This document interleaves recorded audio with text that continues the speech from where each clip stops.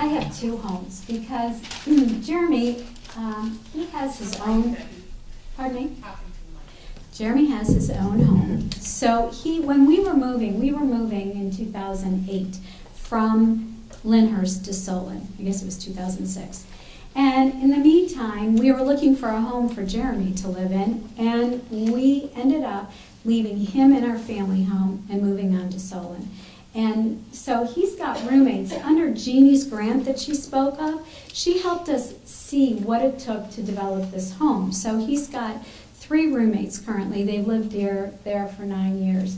We were going to be glad if it was a year because we thought we'll learn something about what we need. And it's turned out to be a really great situation for all of them.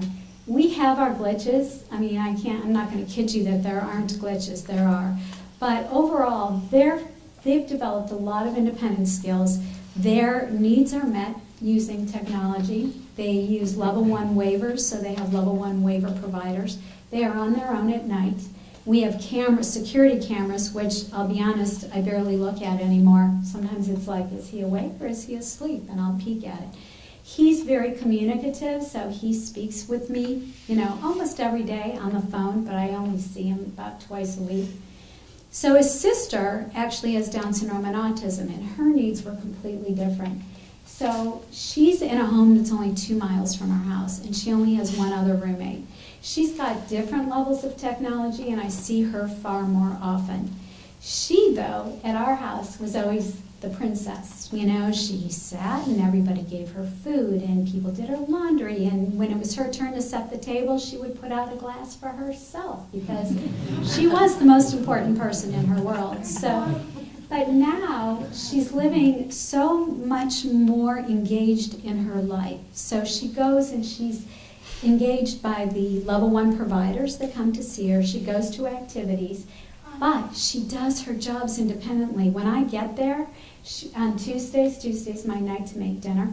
So I get there on Tuesdays and she's got her sheets already done. She has her medicine all laid out in her medicine box, which I of course double check. She has the dishwasher unloaded. She's like doing everything relatively on her own, and she gets annoyed. She'll call me. Last week she called me, and she has state plan services too, and she called me to tell me that Angela was doing the dishwasher, and that was her job, and she was like outraged by that. When she comes to my house now on Sundays, she still sits like the princess. She still waits for people to wait on her. But in her own home, there is a sense of pride and ownership. And for me, the fact that she's engaged. Normally, she sits at my house on the iPad endlessly, unless I'm taking her to activities. But in her own home, she's not like that. So it's been a really great experience. And it's not easy, I'm not going to kid you, it's not always easy, and it's a huge leap of faith to even get it started. But if you don't take that leap of faith, you don't know. You don't know how it's going to work.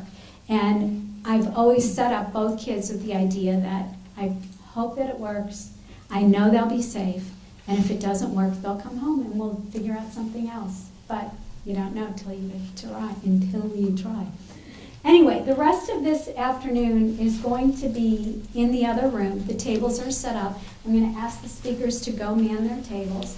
And then you have the opportunity to go talk to people and ask questions. And thank you so much for being here. And don't forget to fill out the evaluations in your folders, because for us to continue doing these kinds of things, we need to get the feedback of what we need to improve and what we're not.